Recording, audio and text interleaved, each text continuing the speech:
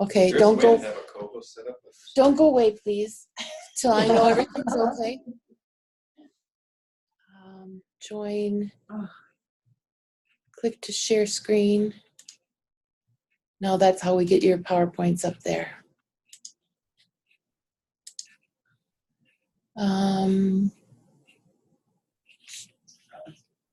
It's recording. Nope.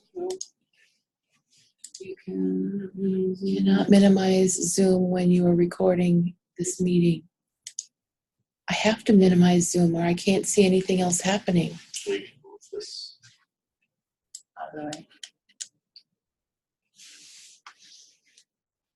Okay, good, in progress. Return to meeting. That's not it. Yeah, then you can close.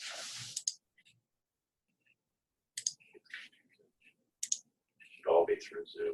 See the orange button, return to meeting. Does that look good?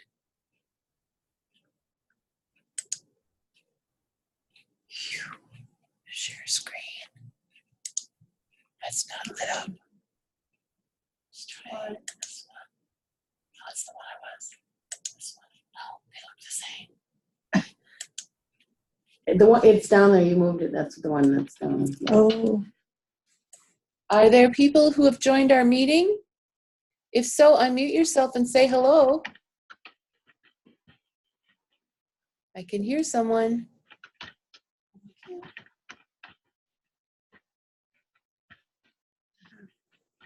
This? Do I click on it?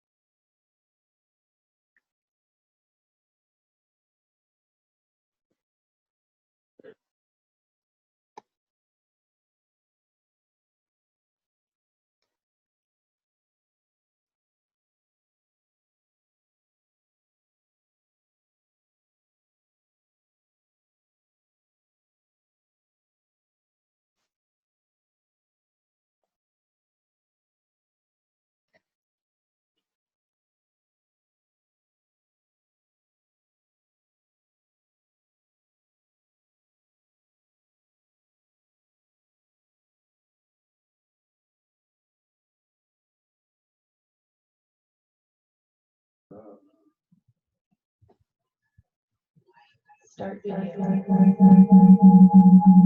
Is that because of me?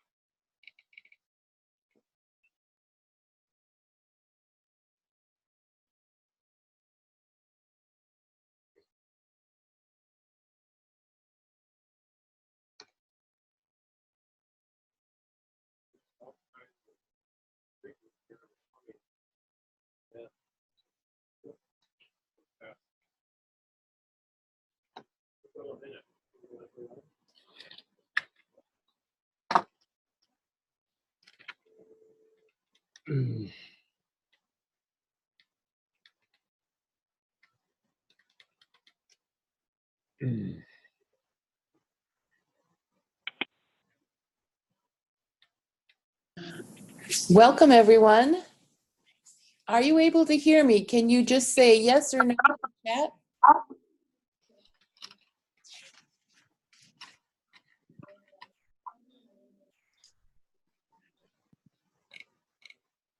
Could someone just say yes or no in the chat if you can hear me? Yes. I can hear you. I see that now. Thank you so much. Well, welcome. Hi. My name's Rebecca Still Buller, living the dream. and we are here with the Wayside Women's Services Echo, starting our session in just a minute or so after noon. Today we've been struggling a little with our technology, so I hope you'll bear with us, and hopefully we'll get it all taken care of so we have a great experience. Today we are welcoming Amy Krentzman. Yes, perfect. Thank you. And we're going to start by doing our introductions. If you don't have a microphone, you can simply type something into the chat. And that's fine, and I'll introduce you. But we're going to go around and just see who's with us so far today and let you know who's in the room with us here at Wayside. Again, my name is Rebecca Buller. I'm the manager of our Education and Prevention Department. And Amy? I'm today's speaker. Thank you for having me. My name is Amy Krentzman. I'm an associate professor of social work at the University of Minnesota, St. Paul campus, and I do research on addiction recovery. And then also with us is Sherry, but you can't see her. Go ahead and say who.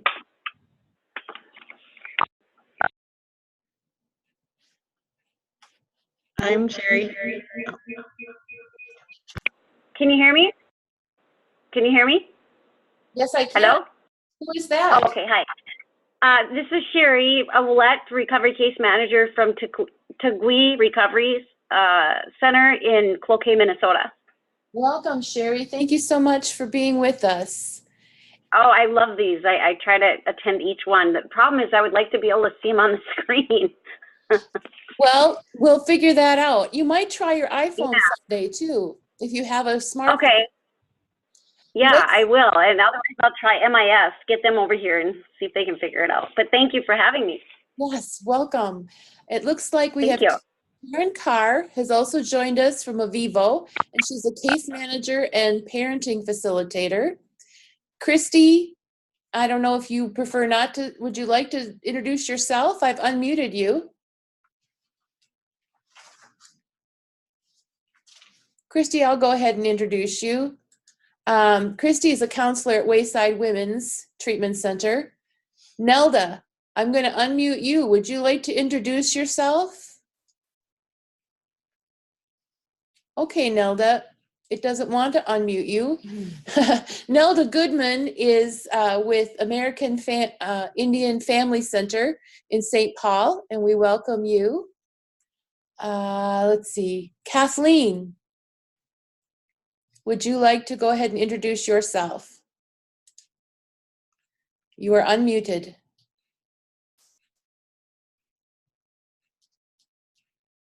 says, hi, I'm Katie, a certified peer recovery specialist at Wayside Women's. Welcome, Katie.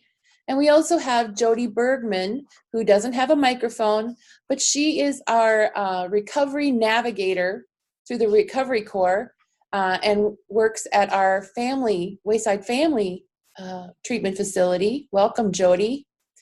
Have I missed anyone? It looks like we also have Rick Moldenauer with us, and he is at DHS. Welcome, Rick. And I think I have everyone. If I missed anyone or if someone joins us later, hopefully we'll get them to chime in via the chat. I spoke with Amy a bit, and she is totally up for questions that come to us throughout the presentation. So if you have a question, just unmute yourself and say, excuse me, or you can also type it in the chat, and I'm happy to facilitate asking that question. I think at this point, I'm going to turn things over to Amy, and we'll pull up her PowerPoints. You should have all received those in a reminder email. If you don't need to pull them up right now, you'll be able to see them on your screen, but you'll have them for future reference. Oh, wait a minute. Let's see, I need to share the screen, then do this, share, and slideshow. Wonderful. Slideshow, come on, from the beginning. All right, we're ready to go.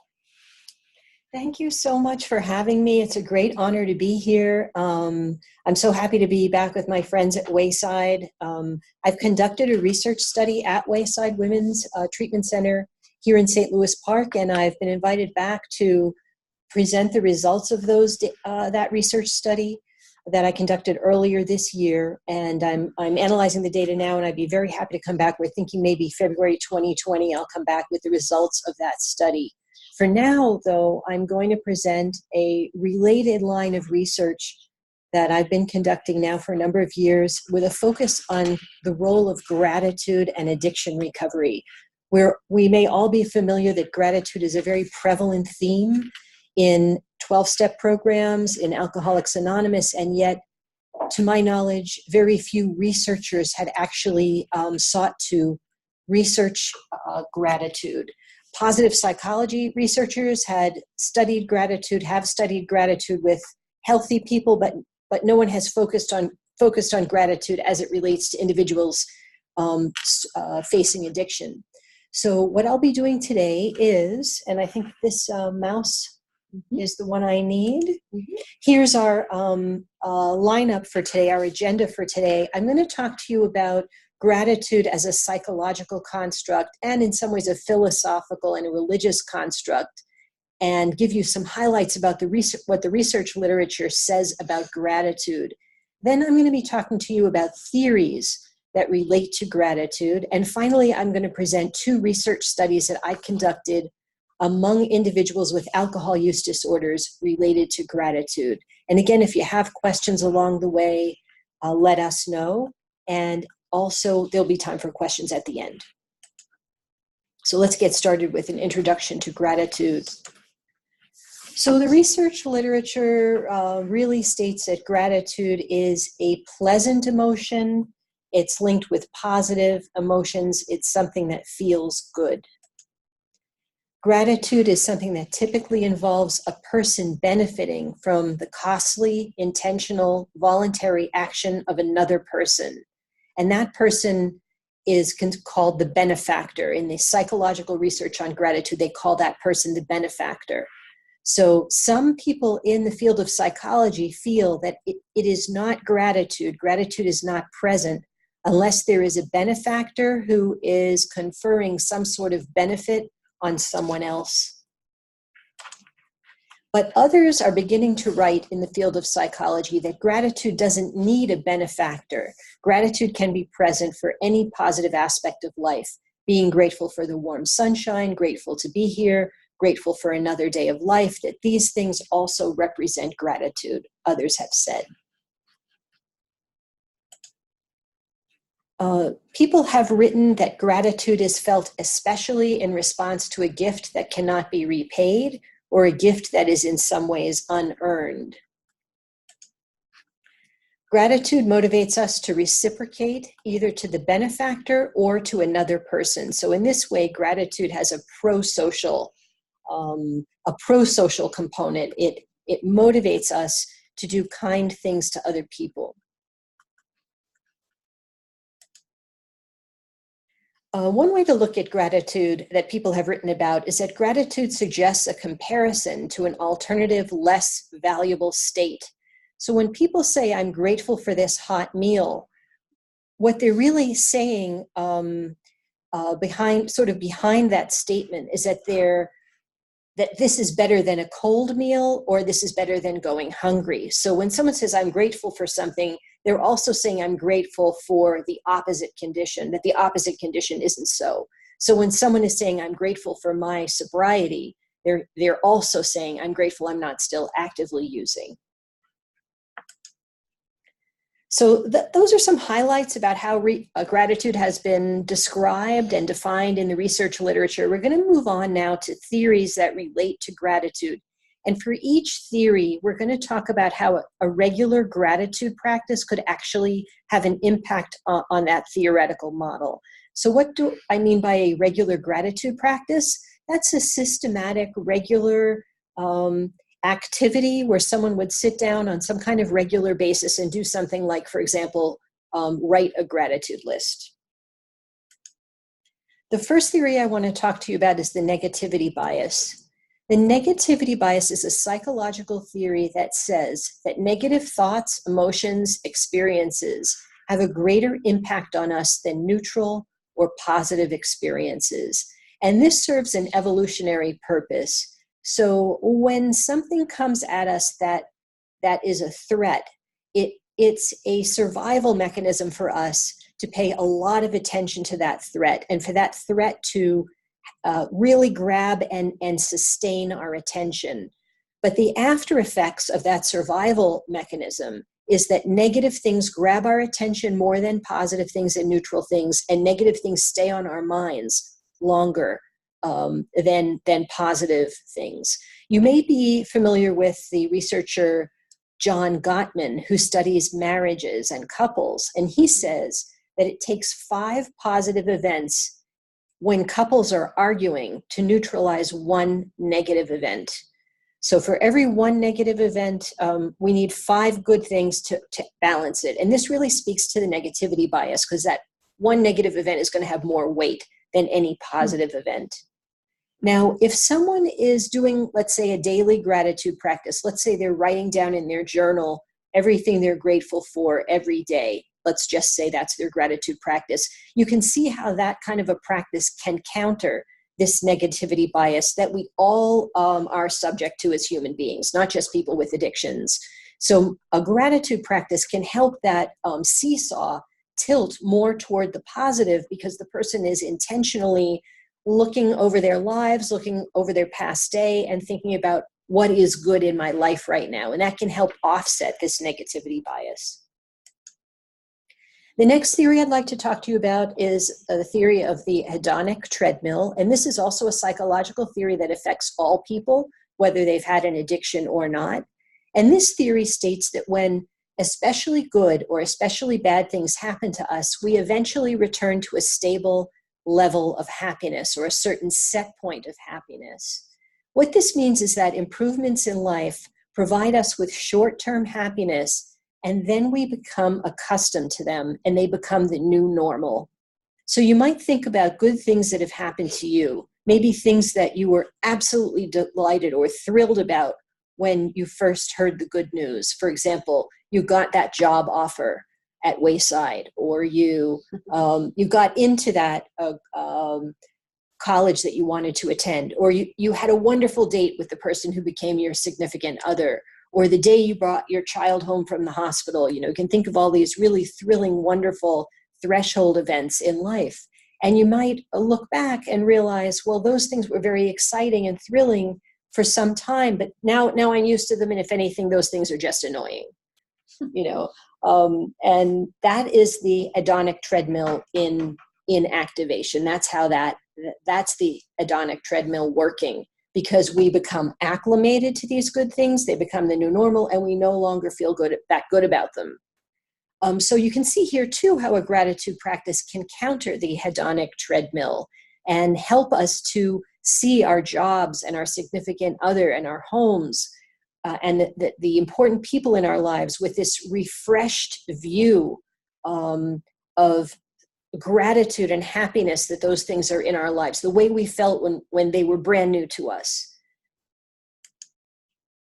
The next psychological theory, and again, this is another theory that affects all people, not just people with addiction. It's the theory of the maintenance of behavior change. And the author of that theory is Alex Rothman, who's a psychologist at the University of Minnesota.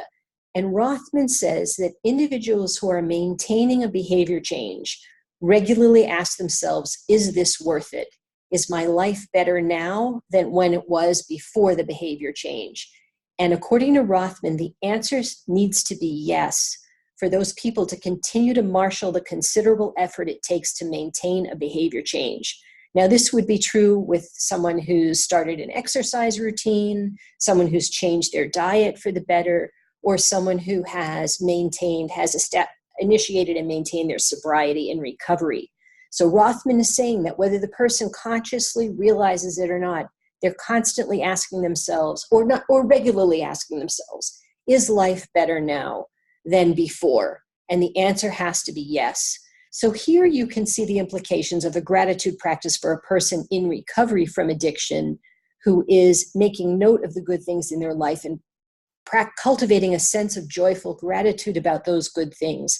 That's going to help them answer that question that, yes, life is better now than it was in active addiction. The gratitude list is going to foster or help or support the determination that, yes, things are better now that the person is sober than when they were active. I'm going to move away from theory now and start to present to you a couple of my research studies that I've conducted on gratitude. And I'm having a look at the time. And if I have time, I'll present a third study that isn't in the PowerPoint slides. The first study I conducted was a study of gratitude among individuals who were in outpatient treatment for alcohol use disorders.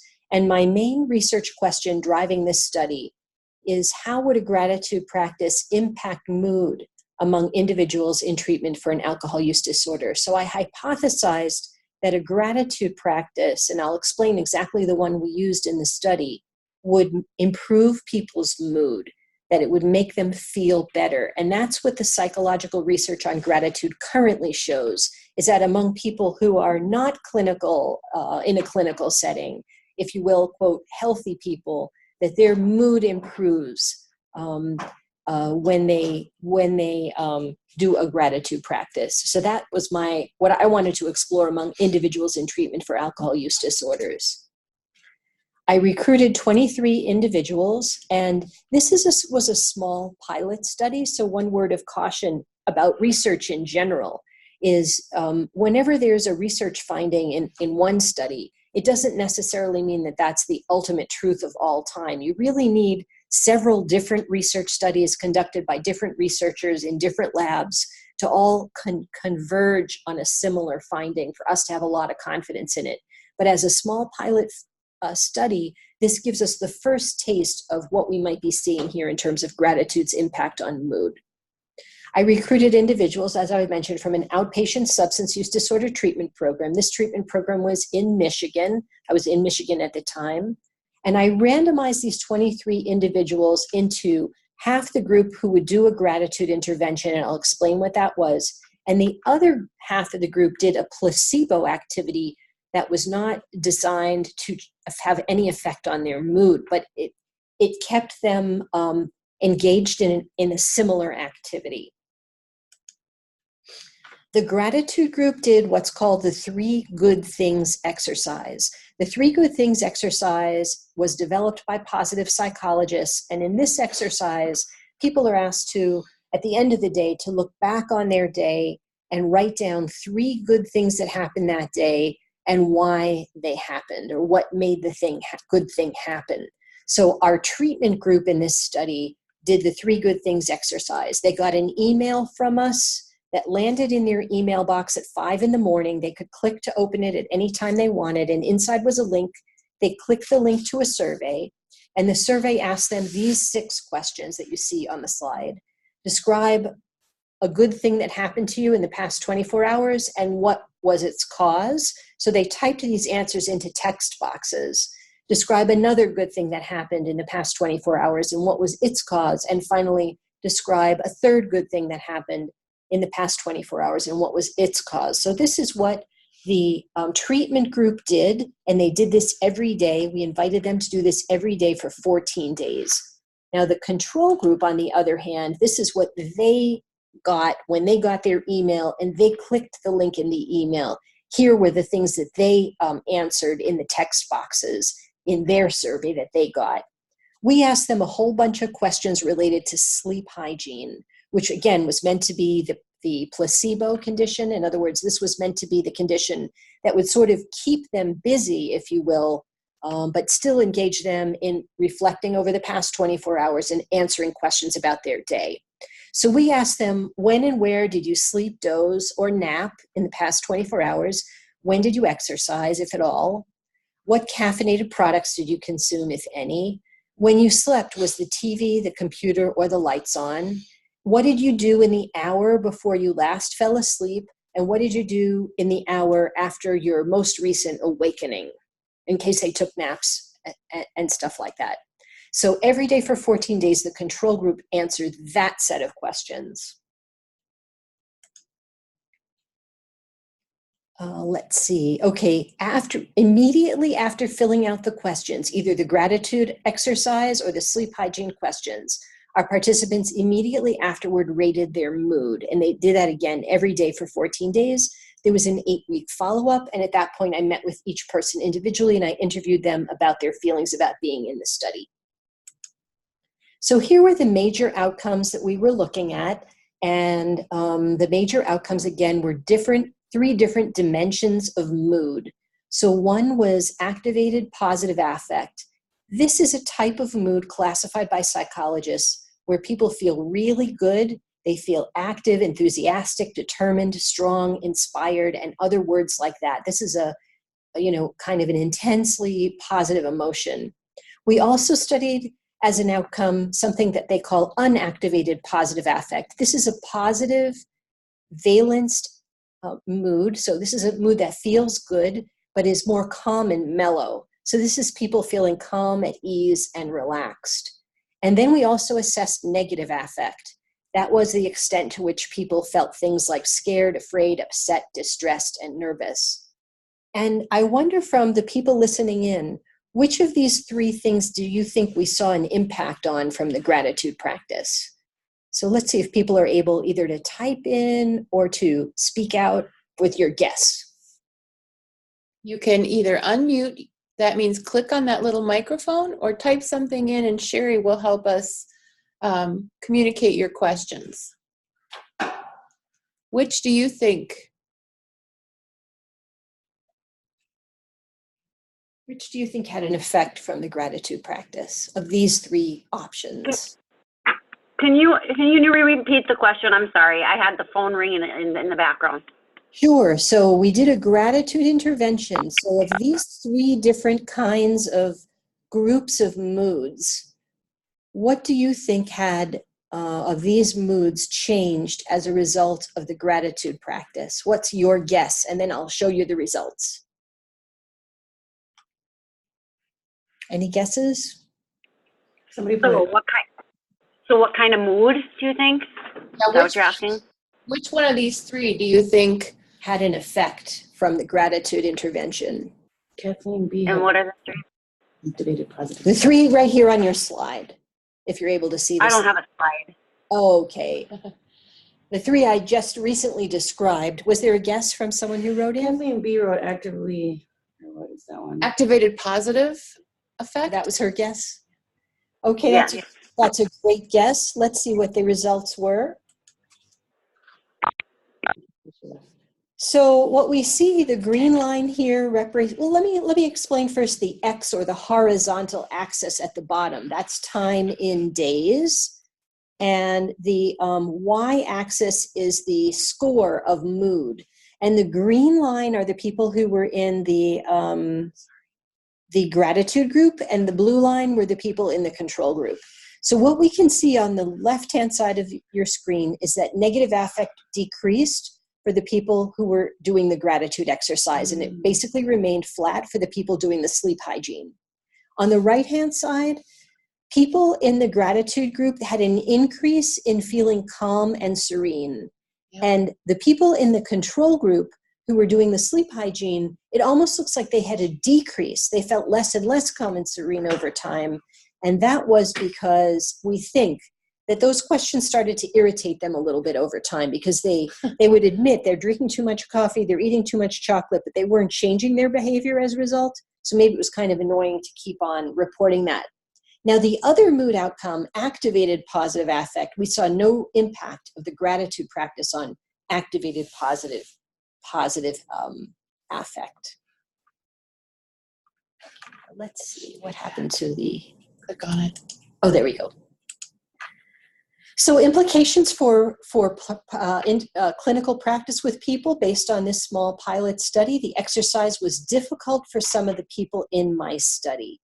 The people in my study at that time had trouble, some of the people had trouble coming up with 3 good things. They couldn't think of 3. They could think of 1 and they would say, I can't think of any other things.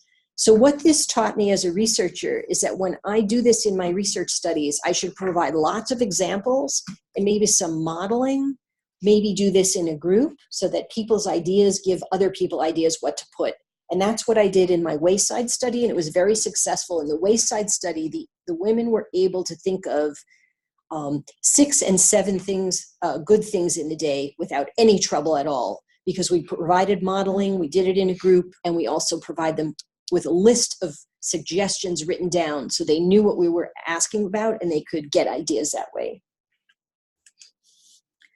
So here are some of the things in the Wayside study where I invited the participants to look to find good things in the day.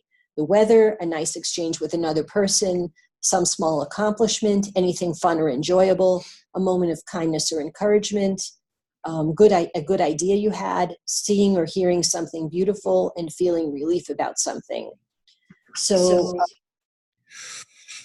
we have a little feedback.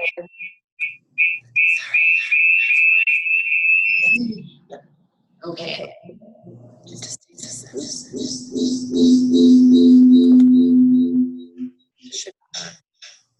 Testing. There we go. Okay, I think that's a little better. So providing the women with a list like this, it made it very, very easy for them to think of, again, up to 5 to 7 good things in a day. The individuals who could not think of as many as 3 good things in my original study, they had lower levels of education, which was interesting, because to me as a researcher, what this tells me is that not everyone is going to feel comfortable with an intervention that involves writing. So what I learned from this is to provide structure and positive reinforcement and encourage ongoing practice, because when we followed up with people at the 8-week follow-up, their positive mood benefit did not persist. And everyone in the study stopped doing the gratitude practice after the 14 days. So the implication there is that to keep on getting the benefit of a gratitude practice, we have to keep on doing it every day. We can't just do it for 14 days and expect the positive mood benefit to continue over time. I'll now present to you my second research study I conducted, and that research study was gratitude and future drinking among individuals treated for alcohol use disorder. And this research study answered the question, do high levels of gratitude 6 months after treatment predict abstinence 12 months after treatment? I thought this would be a no-brainer. I thought this would be a slam dunk. I thought that, of course, high levels of gratitude, the higher a person's gratitude at 6 months after abstinence-based treatment would predict abstinence 12 months later. I thought, well, this will be just an easy study. We'll just publish it and get it on the books and we can move on.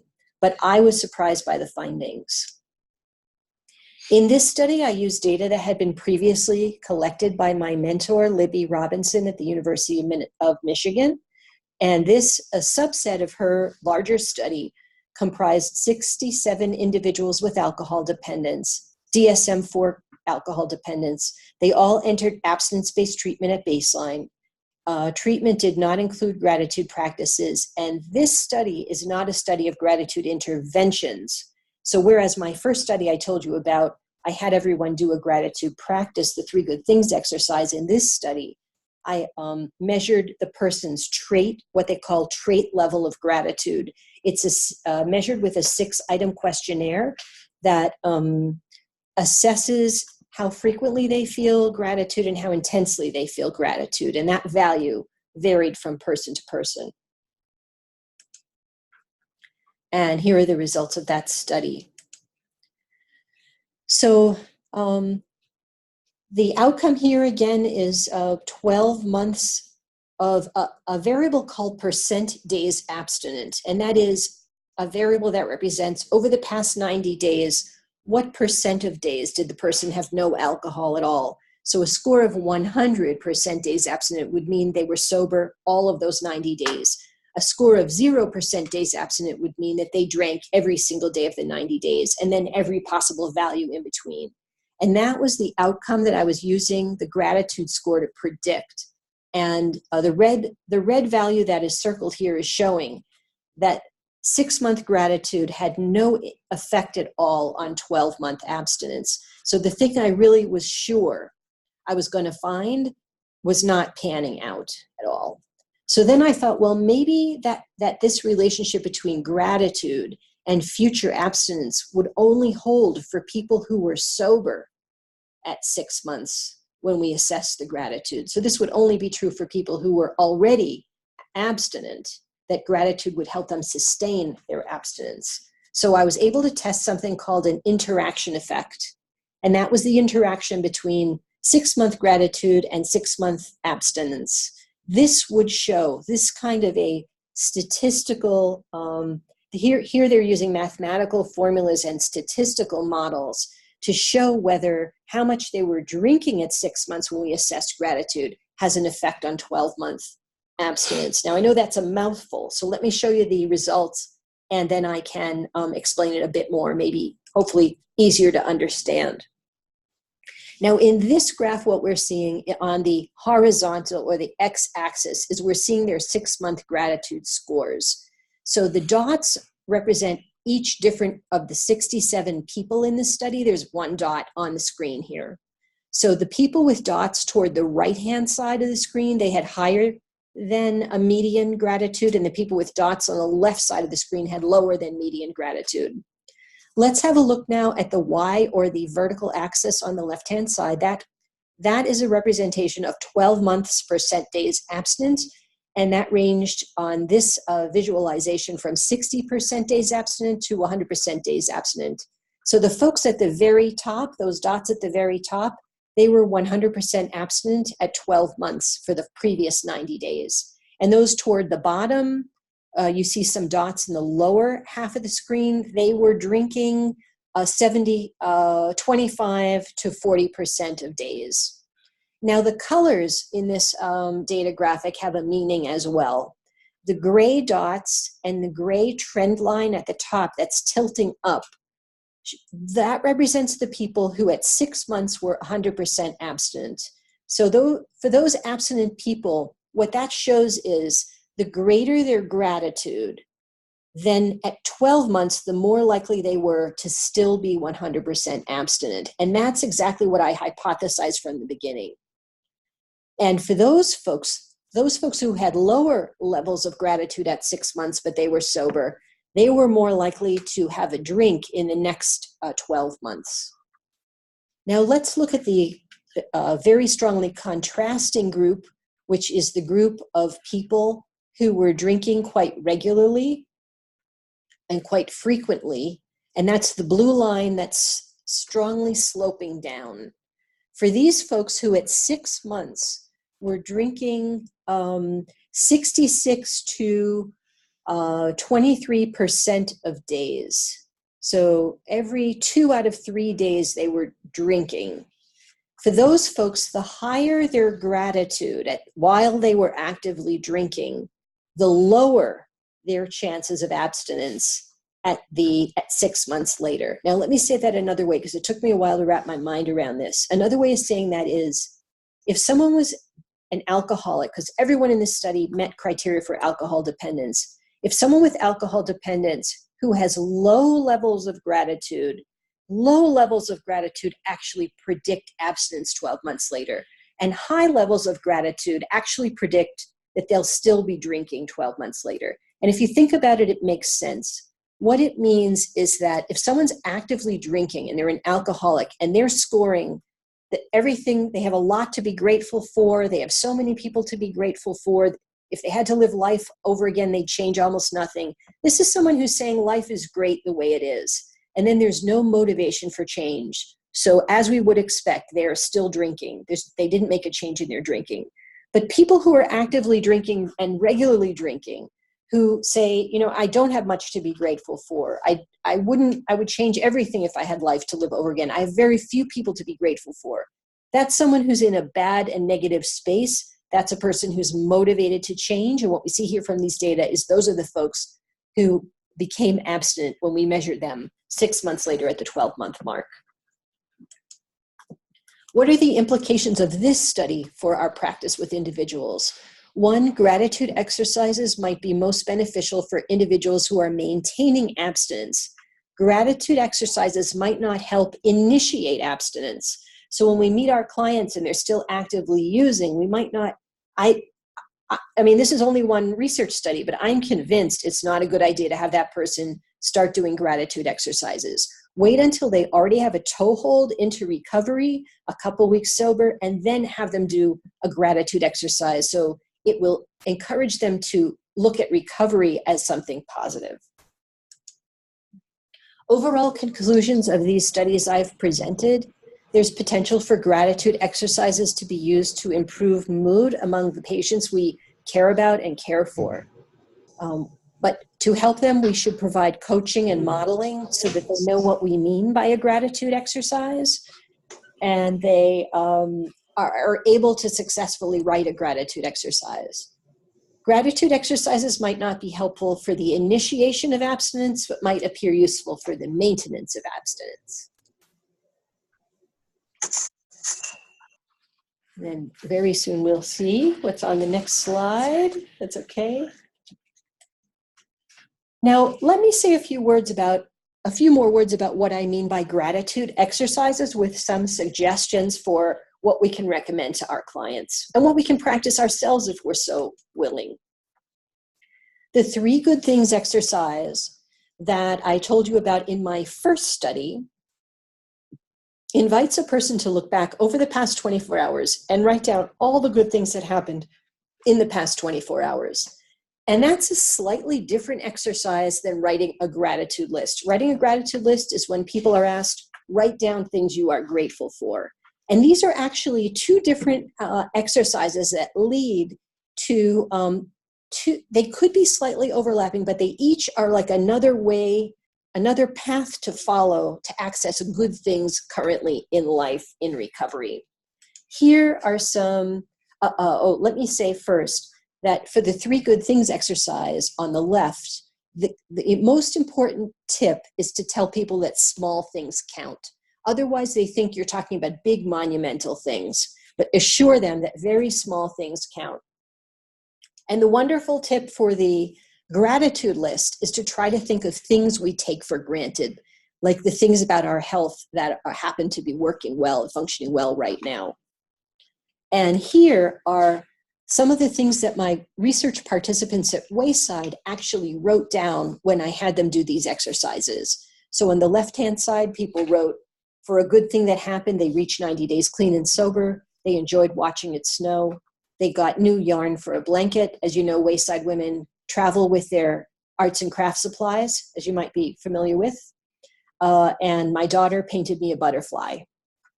And things they were grateful for that they listed their recovery, doctors and nurses, dogs, and not being in jail. And what we found is that when we asked people to do the left-hand side, they would think of things that were more recent, things that maybe happened once. And on the right-hand side were things that were more lasting and more persistent and very similar day by day. With that, I will conclude my remarks. I want to thank the NIAAA who supported some aspects of this research, the National Center for Advancing Translational Sciences, both at the University of Michigan and at the University of Minnesota, the University of Minnesota School of Social Work, my employers. I would like to thank my colleagues, my mentors, statisticians who have helped me, and all my research assistants. And if you have further questions for me, I warmly invite you to email me anytime with any questions you may have. Now, at the beginning of the talk, I said if there were time, I would talk briefly about a 3rd study I conducted on gratitude, and I'd be happy to do that, but let's stop first for questions And Again, if you want to, just click on the little microphone that you see at the bottom of your screen. It should have like a red line through it right now. And if you click on it, you can just ask your question, or you can type it in the chat box, because now we can see it. We can all see it, that we've closed out the slides. Anyone have a comment or a question?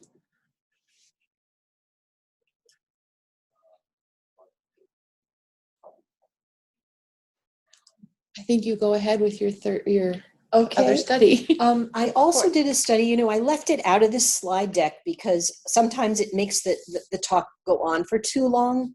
But another study I did was a study of Bill Wilson's writings on gratitude.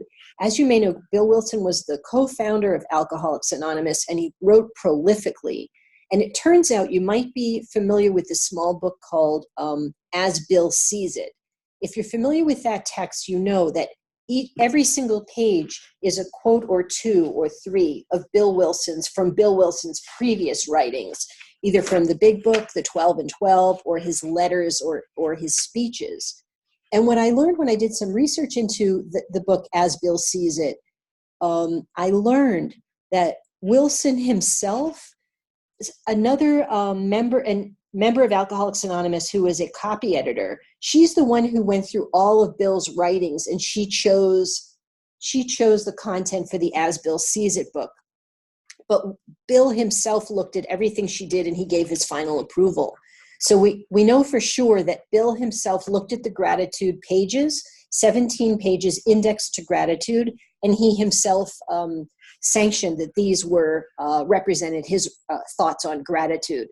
And let me back up and say, if you know this text As Bill Sees It, you know that there's an index in the front. An index has many, many topics, but one of those topics is gratitude. And the gratitude topic references 17 pages. So I took those 17 pages as my qualitative data, and I analyzed those data using a qualitative data software. And what that does is it helps you to identify themes in the text and combine those themes and cluster them together, similar themes, and then draw a map or a picture of how those themes interrelate. And ultimately what I found in the Bill Wilson writings on gratitude, well, first of all, he mentioned repeatedly two primary things that he was expressing gratitude for over and over again. One was being sober, and one was the program of Alcoholics Anonymous. Closely behind those two was a third, an incredible feeling of positive emotion and love for other recovering alcoholics, written about in a spirit of gratitude. The other thing I found in these data are, if you recall earlier in my presentation, I talked about how positive psychologists were writing that for gratitude to exist, you need a benefactor, and you need someone else who's providing the positive, good thing to the person who's feeling grateful. And that theme was very strong in Wilson's writings about gratitude. And in Wilson's writings, the benefactor was God or other people, and even other people were working as instruments of God. So God actually was part of the process of the good things, feeling grateful for other people. And in Wilson's conceptualization of gratitude, as I interpreted it from analyzing those data, was that good things were being given to people in Alcoholics Anonymous from God and from other people, and that people were experiencing gratitude and they were seeking to pay back. And Wilson said, paying back the higher power by seeking to do God's will, and paying back other people who have helped the alcoholic by actually paying it forward, by helping the newcomer. So it absolutely followed the other point that I raised earlier in this talk, that gratitude is a pro-social emotion. So when the person in Alcoholics Anonymous feels grateful, they would pay it forward and help the next alcoholic, or they would seek to understand and do God's will. So of course, this is all in the language of Bill Wilson. So then there's that strongly religious and theistic language. But that was the model or the picture that I drew that matched the data perfectly. So you draw a picture and you study the data and you adjust the picture and you study the data some more and you adjust the picture until the data and the picture have, in your view, a perfect match. So let's see what questions we have that might have come in, if any. None yet. Okay, so some are asking for my email address, Mhm. that it was on the previous slide. So let me go ahead and, we can either put that up or I can spell it for you. I'm at the University of Minnesota School of Social Work on the Twin Cities campus. So you can always go to UMN, Social Work, Krensman, my last name, or People, and you would find me. But my email address is AKRE, N as in Nancy, T as in Tom, Z as in zebra, M as in money, at University of Minnesota, U, M as in money, N as in Nancy, .edu. AKRENTZM at UMN.edu. What other questions do you have? I didn't go to everyone. Looking here at the group chat.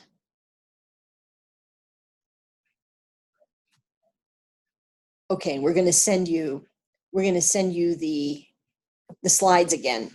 Yep. Well, if you think of a question, just interrupt me. I'm just going to go ahead with some of our housekeeping as we kind of start to wrap up. But I truly hope that you will have questions, or you can follow up with Amy via her email. And again, it was on the last slide of the handout of her presentation. And I'll send that out to everyone again when we do the survey. And speaking of survey, make sure that we know who you are. We can see most people, but if there's someone else in the room with you, be sure you let us know who they are with their email and your organization, so that we can follow up and they can complete the evaluation survey and indicate whether they would like continuing education verification. We have a number of really exciting things coming up. Tomorrow is a Friday forum, and it will be in this same kind of setting. Our speaker will be coming here to the Wayside office. There will be a couple people here who are present in person, and the rest of our participants will be coming via Zoom. It's a 2-hour Friday forum, and our topic is gray matters, co-occurring depression and substance use disorder in older adults. And our speaker is Kay King, and she's coming to us as a community educator from NAMI, Minnesota. So we're looking forward to that. Our next ECHO session for the Wayside Women's Services ECHO will be on November 7th, and we will have a presentation about a resource. It's Standpoint, and Standpoint is attorneys and advocates against sexual violence.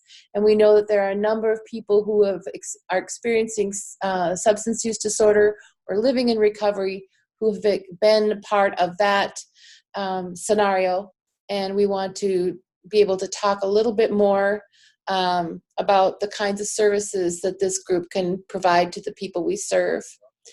As always, I want to be responsive to the people who participate in our ECHO sessions.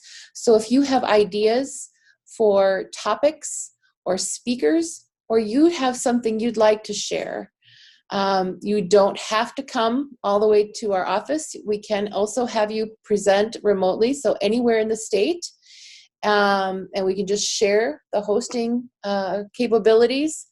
So we're open to your ideas and want to be responsive, and encourage you to email me or Lucia with your ideas. Now, has anybody come up with a question? It looks like Kathleen has said, I think it's a great topic, and I think the clients where I work would really benefit from this information. Wonderful. That is so good to hear. So good to hear, because I think, well, in general, I can think of all kinds of use for this information. And I'm grateful that you could be here today. Grateful to be here.